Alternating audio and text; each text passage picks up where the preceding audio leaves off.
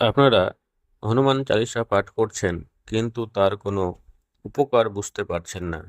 তার মানে নিশ্চয়ই আপনাদের কোথাও কোনো ত্রুটি রয়েছে। তো চলুন আজকে আমরা জেনে নেব হনুমান চালিসা পাঠ করার সঠিক নিয়ম। প্রথমে স্নান করে পরিষ্কার কাপড় পরে হনুমানের একটি ছবি স্থাপন করুন। তারপর ধূপ ও প্রদীপ জ্বালিয়ে হনুমানজিকে ফুল অর্পণ করতে হবে।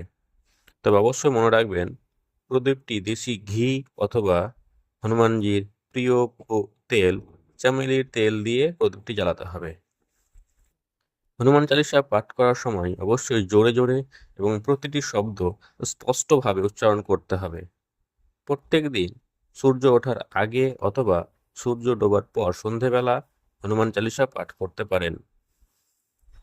হনুমান চালিসা পাঠ করার আগে অবশ্যই শ্রীরামের নাম নিয়ে হনুমান চালিসা পাঠ করতে শুরু করবেন। পাঠ করার সময় মুখের মধ্যে একটি তুলসীর পাতা রাখবেন এবং পাঠ করা হয়ে গেলে সেই তুলসীর পাতাটি জল দিয়ে গিলে খেয়ে নেবেন।